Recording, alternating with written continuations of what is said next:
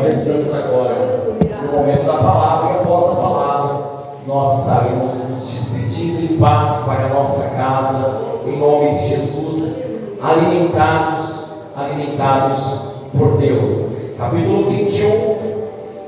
Agora eu vou ler então só o verso 3. O Evangelho de Jesus, o escritor é Mateus, segundo ele nos relata, e inspirado pelo Espírito Santo, capítulo 21, verso 3. A palavra do Senhor diz assim, ó: e se alguém vos disser alguma coisa, direis que o Senhor precisa deles, e logo os enviará. Até aqui, meus irmãos, pode por gentileza tomar o teu assento em nome do Senhor Jesus Cristo. Aproveita cada momento que você está aqui. Cada momento. Não faz, eu tive que vir. Aproveita. Se está na presença do teu Pai, do teu Deus, aproveita. Viva esse momento. Seja abençoado pelo teu Deus. Seja abençoado pelo teu Deus, amados. Ele está aqui.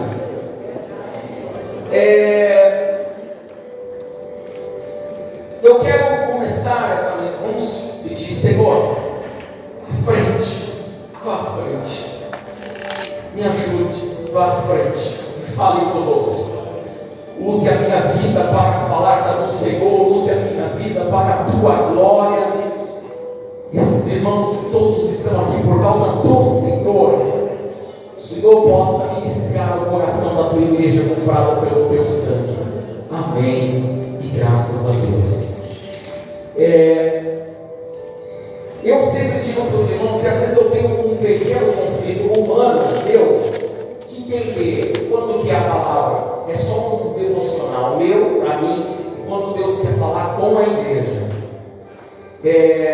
Por exemplo, aí na minha Bíblia, graças a Deus o pastor Claudemir me abençoou e capou ela. Onde dá de azul, às vezes são lugares que eu marco com lápis de cor, e eu falo, o Senhor faz, isso aqui é uma mensagem. E aí eu entendo que é uma mensagem, e aí a gente entende que Deus está preparando, como diariamente a gente lê as Escrituras, nem tudo é uma mensagem. Às vezes é coisa que o Senhor está trabalhando comigo. Então eu tenho no meu coração que essa é uma palavra que Deus tem para nós aqui nessa noite. Amém, Jesus? Amém. Eu queria muito que você, eu vou tentar ser bem sucinto, tomar cuidado com os detalhes, mas ser bem responsável com aquilo que Deus me passou. Esse texto nos diz que o Senhor ele está para entrar em Jerusalém. Havia uma profecia de que Jesus ia entrar em Jerusalém, montado numa jumenta, filho de num animal, num jumentinho, e a profecia diz assim: olha aí o teu rei, humilde, montado sobre uma jumenta. Então havia uma profecia, eu até li o verso 5, eis aí o teu rei, porque o Marcos diz eis aí o Messias, o rei, humilde, assentado sobre uma jumenta. Ele não tinha jumenta, e nem o jumentinho. Ele está sentado com os seus discípulos, olhando para Jerusalém, em Betfagé, que era uma localidade já próxima ao horto que havia no Monte das Oliveiras, e também próximo, imagina, aqui a mata, não tem onde a gente olha aqui, um monte, aqui. Então o bairro, o Cachoeirinha, era próximo do Monte das Oliveiras. Então ali naquele monte ele avistava Jerusalém. Ele então fica ali com os seus discípulos e pede, é dali que ele um dia olha aquele mundo na juventude e começa: Jerusalém, Jerusalém, que mata os seus profetas. Quantas vezes eu quis ajuntá-los como uma galinha ajunta os seus pintainhos debaixo das suas asas. Ele chora copiosamente. Ele pede para que dois dos seus discípulos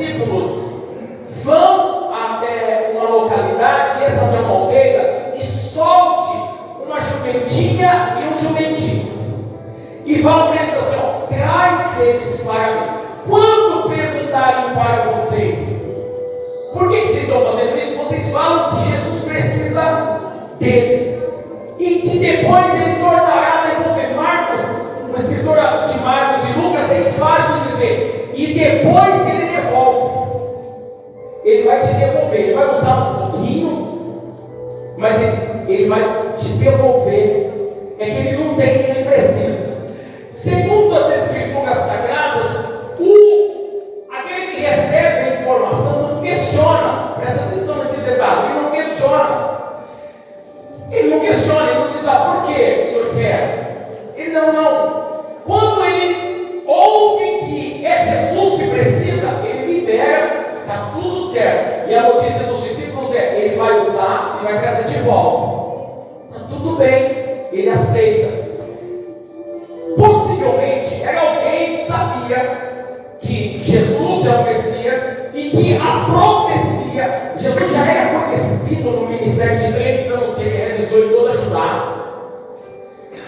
E então a notícia de que ele precisava desses animais, segundo a profecia, estava em concordância. E eles então, o dono ou os donos, diz automaticamente: os que cuidam já de morte, pode emprestar para ele. Ele está precisando, deixa comigo. Eu vou tentar passar para os irmãos como o Senhor me passou. Eu gostaria que você recebesse essa palavra para o teu coração.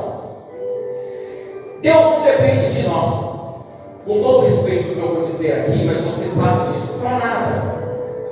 Deus sim, para ser glorificado, Ele não precisa de nós. Para ter a glória que Ele tem, Ele não precisa de nós. Ele não precisa de nós para se formar e ser Deus. Ele não precisa de nós para nada. Ele é Deus, porque Ele é Deus. Ponto final. Ele não depende de nós. No entanto, irmãos, para realizar a obra que Ele tem sobre essa terra, Ele muitas das vezes conta conosco e usa as nossas vidas para realizar a obra. E isso é um privilégio.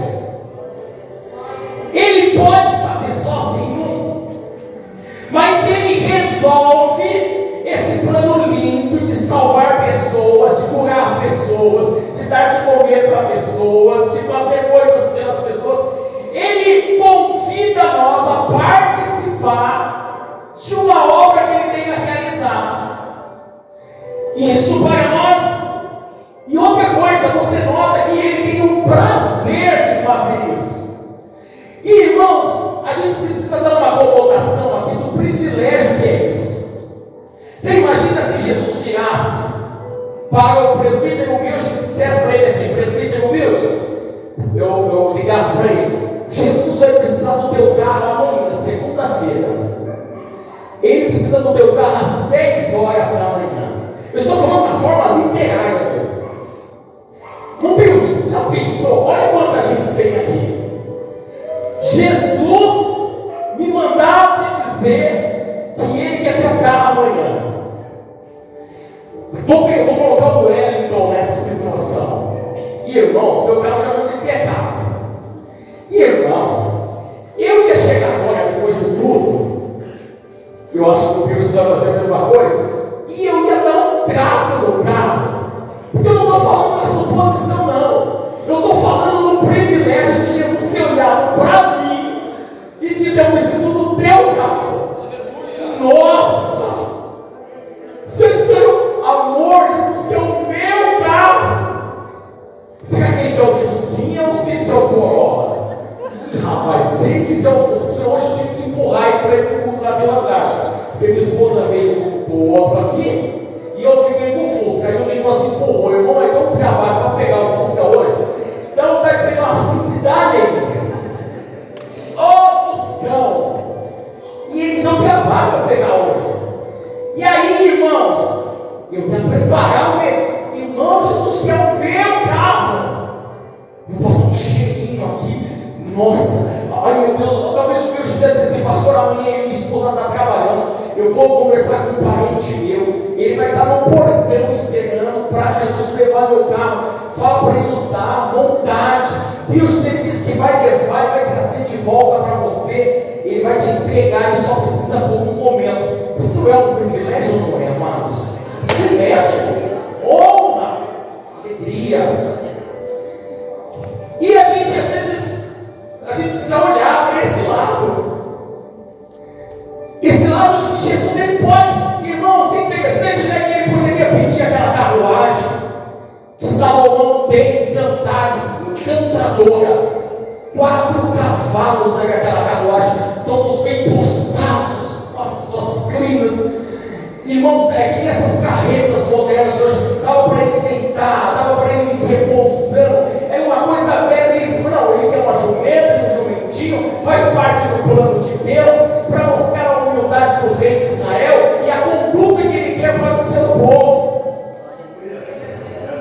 Privilégio que seria, presbítero Wilson? E o carro? Ai, Jesus eterno! O Senhor escolheu o meu carro! E a gente precisa parar, pensar um pouco nisso que Jesus vai falar conosco aqui agora. Sobre o privilégio que é ter sido chamado por Jesus para fazer algo que vai abençoar a tua obra. Eu preciso de uma jumentinha para entrar em Jerusalém. Vocês me emprestam? Sim, claro! Deus não precisou para mim, pastor Manuel, amanhã, Senhor, nossa, depois eu nem sei se eu vou sentar mais aqui, ó. Olha que esse carro vai dar uma unção, porque Jesus usou o meu carro. O volante eu vou cheirar, deve ter cheiro de mirra, de nardo, de unguento. É um chique esse homem.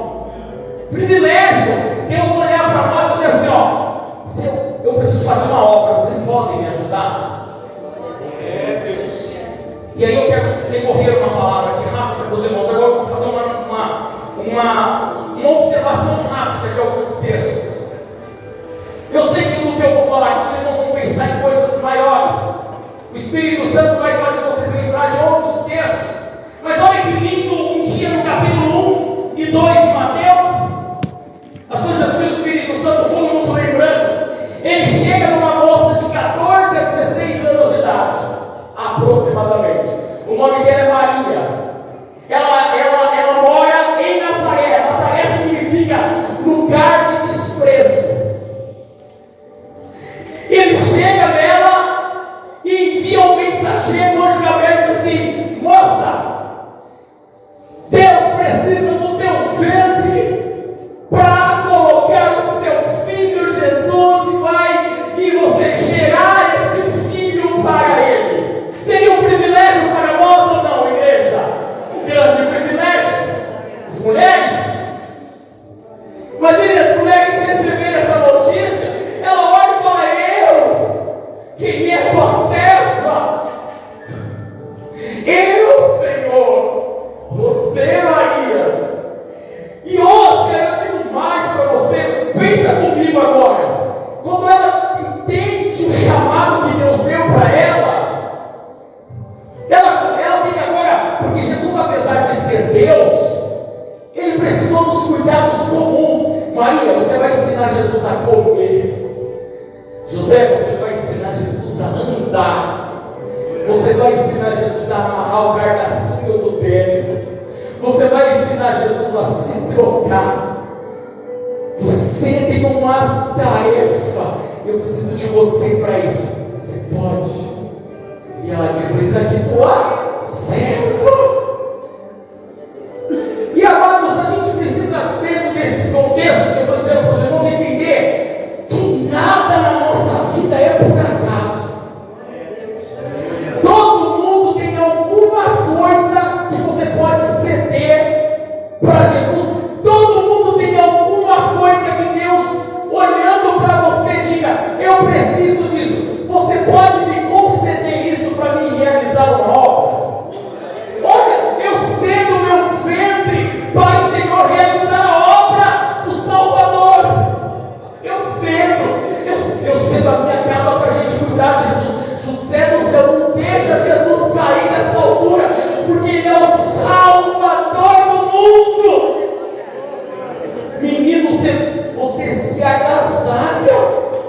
Eu não sei nem como falar com você, que eu sei que você é meu Deus, mas eu sou sua mamãe. Põe a blusa.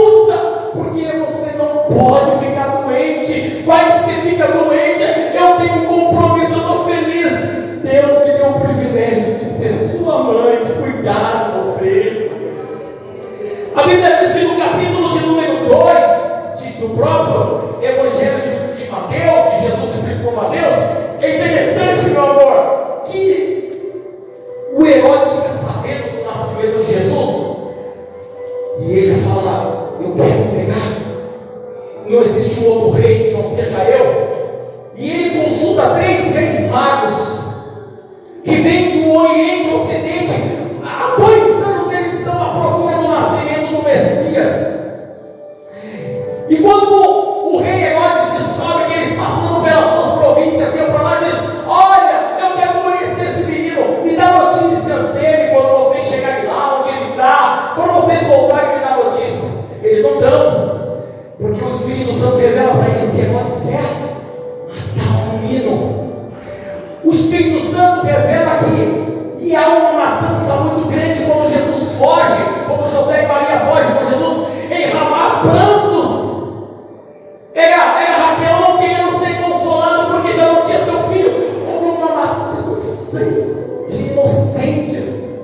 A Bíblia diz que aqueles 3 reis magos, eles chegam até José e entregam para José ouro, incenso e mirra. É interessante porque o presente que eles levam para Jesus, ouro, incenso e mirra, uma família pobre, que não tinha nem sequer se casado ainda, numa simplicidade grande. O que acontece na sequência? A Bíblia diz que o Espírito Santo leva um anjo, e o anjo fala para José: foge. E José sai do país onde estava e vai para um outro país, para o Egito. E, irmãos, ele passa alguns anos no Egito, e Deus entrega para José e Maria ouro, incenso e mirra, porque Jesus ia precisar com seus pais ser sustentado no Egito. Que coisa bonita! Aqueles magos tinha ouro, outro tinha incenso, outro tinha mirra, outro tinha um ventre, outro tinha um jumento e uma jumentinha, mas nada. Olha, eu gostei mais do ouro, eu gostei mais dos jumentos, eu gostei mais da mirra, eu gostei mais do ventre da Maria. Não, cada um que está aqui pode de alguma forma participar para fazer a obra que Deus tem a realizar. Isso é privilégio. Mateus capítulo de número 3, ainda em Mateus, você vai ver João Batista. O caminho de Jesus estava tudo assim, ó, do Messias. Quando que ele vem? Que dia que ele vem? Que horas que ele vem? Aí o Senhor fala assim: vou enviar o meu anjo. E João Batista será o precursor, será aquele que vai preparar o caminho do Senhor. Ele vai endireitar essa vereda torta, da onde ele vem, quando ele vem, como vai ser, até um dia que João Batista está batizando no Jordão, e ele termina a missão dele, apontando em João 29, dizendo: eis aí o Cordeiro de Deus que tira o pecado do mundo. Cumpriu a missão dele. Para quem ele foi útil, pastor? No dinheiro? Vestia-se de pelos de camelo, cinto de couro, vestes de animais, comia gafanhoto, mel silvestre. Era um homem super simples, mas a função dele foi a palavra. Você me empresta a sua voz, o seu tempo, para você preparar o caminho do seu Senhor, do meu filho Jesus? Sim. No capítulo de número 2 do Evangelho de Jesus, escrito por João, Jesus utiliza de um casamento. O meu casamento serve para glorificar o nome do Senhor, sim. Ele utiliza de um casamento para realizar o seu primeiro milagre, ou transformar a água em vinho. Eu, como ministro do casamento, eu falo sobre isso, né? Irmãos, no convite, quantos quilos de bolo, quem vai vir, quantos convidados, quem vai ser os padrinhos, não deixa de pôr na lista Jesus, porque o casamento ele encontra-se desafios, lutas, adversidades. Essa família vive a sua primeira adversidade no casamento. A primeira. Acabou o filho, o que vai ser? Vai ser um orgulho terrível, o pessoal vai sair falando mal, faz tudo certo, não está bom, imagine agora. Mas daí Jesus, como tinha sido convidado para o casamento, irmãos, quando Jesus está no casamento nosso, quando Ele é convidado para participar das nossas escolhas, das nossas decisões, você vai encontrar dificuldade, mas Ele vai estar lá para transformar essa água em vinho. Utilizou no casamento, ou o que dizer de Lucas capítulo 5, a Bíblia diz que Pedro havia terminado de pescar uma noite inteira, tinha pegado nada. Eu já fui para o litoral, os barcos eles pegam como se fosse uma carretinha e colocam, eles saem com o barco da onda, põe essa carretinha, vem um cabo, um engate, puxa o barco até a margem, e a Bíblia diz que Pedro estava lavando as redes. Uma multidão de pessoas estavam apertando Jesus. E Jesus precisava pregar a palavra. Ele bate no ombro de Pedro e fala: Pedro, empresta seu barco. Meu barco não é um jumento, não é ouro, não é um incenso, não é a Bíblia, é só meu barco, meu barco. Isso é o seu barco, Pedro. E nunca se esqueça, tudo que Jesus nos pede, Ele nos devolve. Ele nos recompensa. Te recompensa. Te recompensa. Pedro, aí o Pedro fala: tá tudo bem, Senhor, irmão, sabe o texto? Ele pega o barco de Pedro e prega o Evangelho.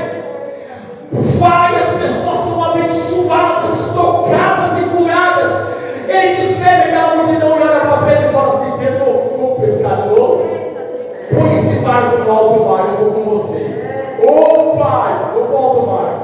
E chega no alto mar e ele fala: lança a rede agora. Ele lança a rede junto com seus companheiros. E a Bíblia diz que o barco, a rede fica tão cheia de peixe que quase o barco afunda. Chama os companheiros e aquele Pedro é abençoado. Por quê, pastor? Porque Jesus pediu para ele o barco. O barco. Isso é o barco. Isso é o barco. Isso é o barco. O que dizer quando o Senhor pede para dormir na casa de Zaqueu, no capítulo 19, segundo o escritor Lucas? Ele está passando por Jericó e ele olha para Zaqueu e fala: Zaqueu, desce depressa, porque preciso posar na tua casa. E Jesus posava na casa de muita gente. Só que aonde ele pousava, irmãos? Na casa de Lázaro mesmo, ele repousou lá. E no dia que Lázaro morreu, ele ressuscitou Lázaro. Porque tudo que Ele nos pede, Ele nos devolve, Ele nos dá de volta, muito mais do que aquilo que Ele usou temporariamente. Zaqueu, posso pousar na tua casa? Pode. Hoje me convém, eu disse isso, que seu desejo mudo. Eu quero e você quer. Você quer que eu faça e eu quero fazer na sua vida. E eles vão. Aí o Zaqueu pega a sua mansão, porque Zaqueu era rico. Põe os 12 discípulos para dormir nos quartos. Devia ter muitos quartos. Coloca Jesus num quarto, numa suíte. Coloca tudo bonitinho. Faz um jantar gostoso para Jesus. E no dia seguinte, antes de Jesus ir embora, Jesus havia pregado naquela mesa. Ele diz: olha, eu quero dizer que o que eu vou dar metade da minha fortuna que eu tenho aos pobres, e o restante eu vou ficar, eu vou devolver 4 vezes aqueles que eu fiz algum mal sobre a vida deles. Aí você vai dizer: pastor, como que é devolver uma bênção para alguém que já tem tudo? Devolveu. Jesus olhou e disse assim: ó Zaqueu, quando ele disse para os discípulos: hoje entrou salvação, por causa que você me emprestou sua casa. Quanto que custa uma pernoite, irmão? Uma pernoite para cada discípulo, hoje, R$100 a diária, uma noite de cada um. Talvez R$8.400 naquela época, ou menos. Uma pernoite aqui deve estar 60, 70 reais, não sei, 80. Mas Jesus entrega para Zaqueu algo muito maior. Ele fala: Zaqueu, por você ter me deixado dormir aqui, você vai morar na eternidade comigo para sempre. Eu vou te dar uma mansão celestial, por você ter me deixado se hospedar na sua casa. A Bíblia diz no capítulo de número 8 que mulheres, Maria Filomena, Maria Simó e tantas outras mulheres serviam a Jesus com as suas fazendas e a sua renda. É só dizer, nossa pastor, essas mulheres tinham que vender as suas fazendas para dar para Jesus. Não! Significa que elas, dos seus bens, elas cuidavam. Jesus andava com 12 discípulos, e muitas das vezes, quando elas estavam próximas de Jesus, elas entregavam pão, elas entregavam bolo, elas costuravam a roupa dos discípulos, elas davam roupa nova, elas vestiam, elas davam oferta. A Bíblia diz em Lucas 12 que Judas ele carregava uma bolsa onde tinha as ofertas que eram entregues para o ministério de Jesus. Ali havia essas ofertas dessas mulheres. Pessoas que às vezes, mas pastor, Jesus não podia toda vez abrir a boca de um peixe e pegar o dinheiro. Mas irmão, que privilégio que Jesus quer te usar. Que privilégio que para manter essa luz acesa, essa planta aguada, esse assento limpo, essa água que foi jogada na igreja, esse microfone pegando. Jesus olha para você e diz o seguinte: eu vou te dar saúde, eu vou abrir uma porta de emprego para você, você vai ganhar para sustentar a tua casa, mas não se esqueça, eu vou precisar dos 10% seu. Não é, mamá? O Senhor está me chamando, meu carro. O Senhor quer que eu ajude o Senhor a fazer a tua obra? Que alegria para mim! Que alegria quem está veio trazer um realzinho para dar de oferta, porque o Senhor está me convidando para fazer a tua obra, ser participante da manutenção da tua obra. Capítulo de número 6 de João. Preste muita atenção nisso.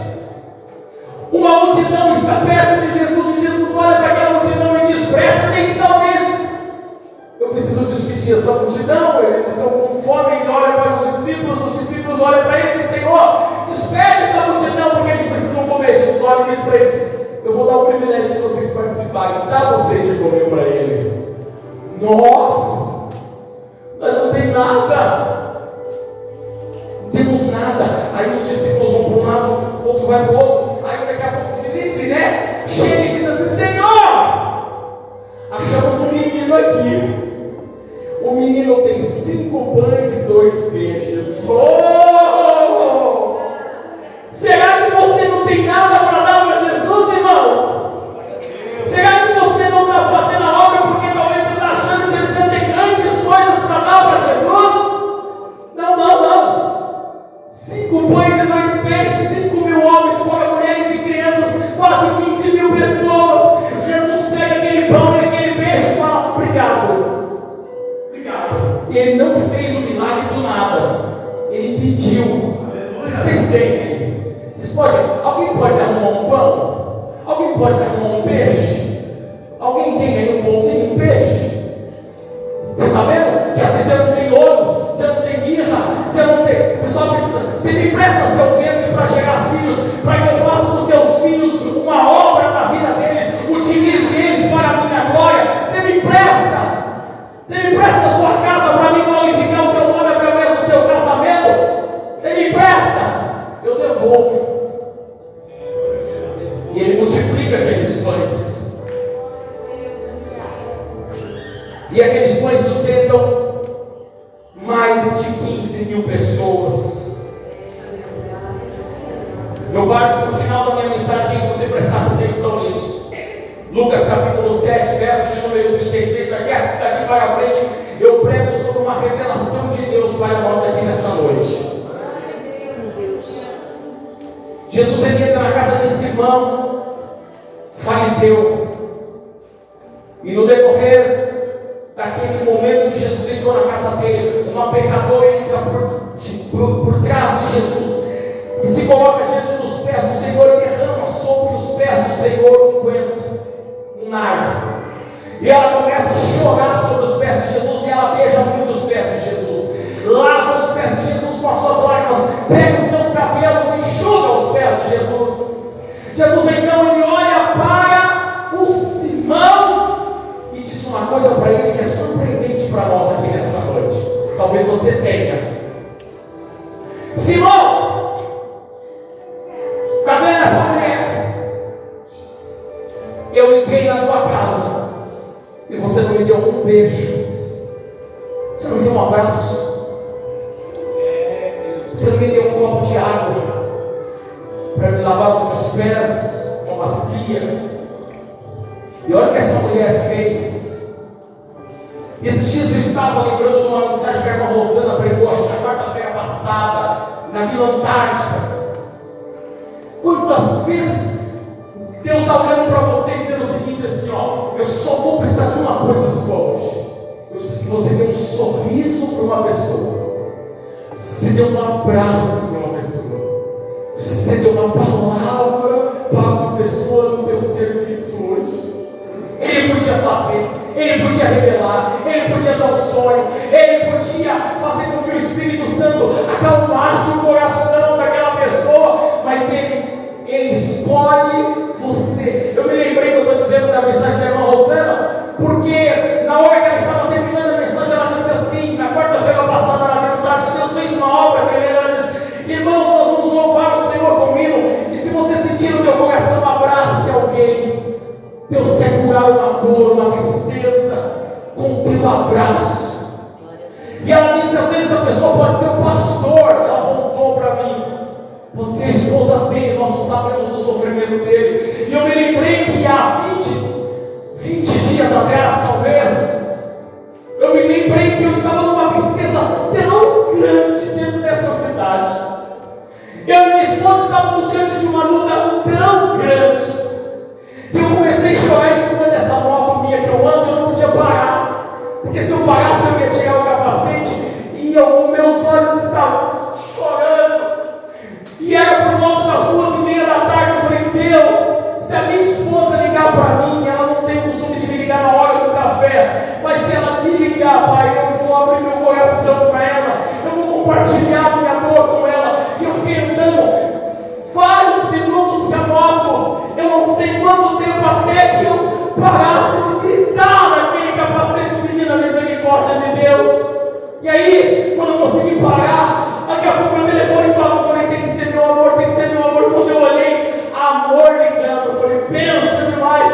Liguei para ela, falei, amor, eu senti de Deus, e a gente se emocionou junto. Glória a Deus. E às vezes é tão claro aquilo. Eu não estou dizendo sobre compaixão pela minha vida, mas quantas vezes a gente entra dentro dessa igreja aqui e a gente quer um sorriso e a gente recebe uma amargura, a gente quer um abraço e a gente encontra um corpo rejeitando um cumprimento. Quantas vezes a gente quer um beijo santo no rosto e a gente encontra com palavras, com atitude, um tapa no rosto.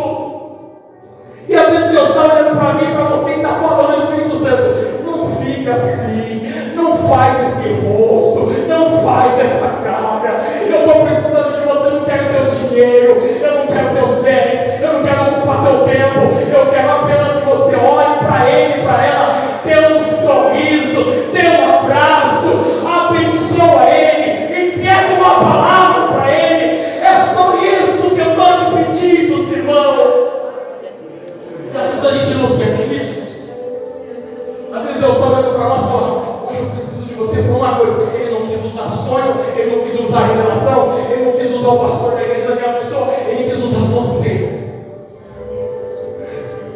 Simão, eu entrei aqui, ó, você me deu um beijo no rosto, uma água para lavar meus pés cansados da obra.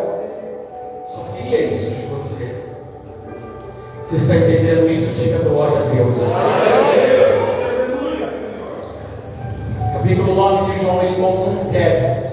E os discípulos olham e falam, Senhor, quem pecou, os pais deles ou eles, para que ele tivesse cego assim? Ele pegou os pais dele. Jesus fala assim: ó, nem os pais deles pegou, nem ele.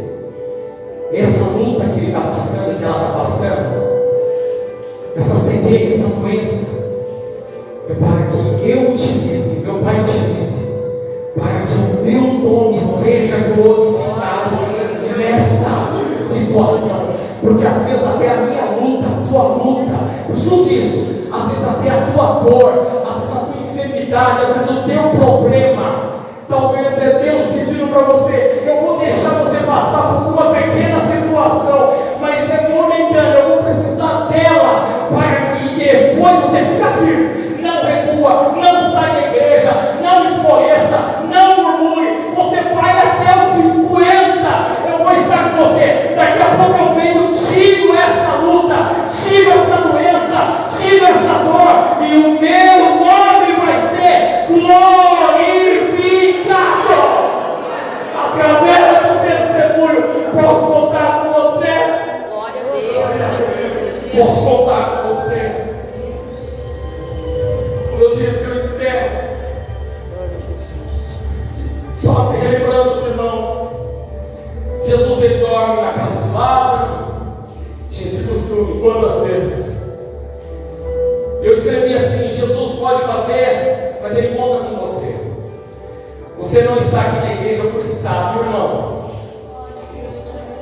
O que você tem interessa muito para Jesus. A obra que você está fazendo, eu não vou fazer, eu não posso fazer. Talvez Deus, o que Ele quer de você, eu não tenho. E talvez o que eu tenho, só você tem. E por mais que eu tente fazer o que só você tem, eu não vou conseguir, porque eu não tenho. Eu não tenho jumentinho. Talvez eu não tenha ouro no prato. Eu não tenho 5 pães, talvez você tenha. Talvez você tenha o que eu não tenho. Talvez você diz: mas eu faço tão pouco dentro dessa igreja, pastor. Eu sou um simples imperador da água. Isso tem alguma relevância numa igreja para Deus? Tem alguma relevância, pastor? Eu sou aquele que passa pano. Eu sou aquele que varre, que olha os banheiros. Tem alguma relevância? Eu vou te dizer se tem alguma relevância. Um dia Jesus olhou e disse assim: escute todos. Se alguém de vocês um dia fazer um copo de água e entregar para um dos meus, vocês nunca vão perder o seu galardão. Um copo de água todo mundo pode dar. Um abraço, uma visita. Quando, Senhor, quando você fez algum deles, você fez a mim. Quando você visitou um doente, eu nunca tive doente. Quando você visitou um presidiário, eu nunca visitei, eu nunca tive preso. Assim você fazia como se fizesse para mim. Tudo tem um propósito. Todo mundo tem alguma coisa que pode fazer. Talvez você esteja olhando para mim dizendo assim: essa igreja podia estar melhor. Mas eu vou dizer uma coisa para você: talvez essa igreja não está melhor porque tem coisas que você pode fazer e você não está fazendo. Glória a Deus. Já foi a margem do pastor, já foi a margem de um obreiro. Todo mundo está fazendo a sua parte, mas talvez Deus tenha te pedido algumas coisas e você não está fazendo. Talvez essa igreja não está melhor, e não é porque você está com o plano A ou B olhando para o C, é porque você está deixando de fazer aquilo que Deus pediu e tem pedido, e que você pode fazer, e só você pode fazer. Deus usou a nossa irmã Laísa aqui para fazer esse grupo de coreografia. Eu não podia fazer, a esposa não podia fazer, o pastor Vanderlei não podia fazer, o pastor Grêmio estava nos visitando, o pastor Carlos não podia fazer, você podia fazer. Quando Jesus te pediu, você faz, você disse: eu faço. E ele disse: a minha obra vai ser glorificada através da sua vida. E toda vez que elas dançam aqui, a gente sente a presença de Deus. Tem coisas que só você pode fazer. Deus te deu o dom, o talento, as condições. Ou é o seu jeitinho, ou é a tua condição, ou é a tua simplicidade que só você tem e eu não tenho.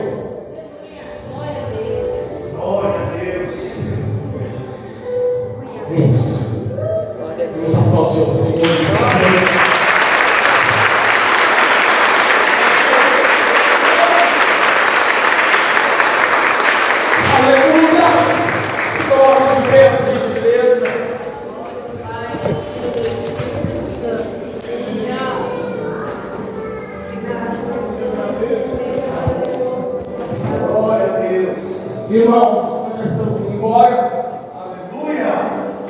Não sei se você ouviu essa palavra e entendeu. Diga glória a Deus. Glória a Deus.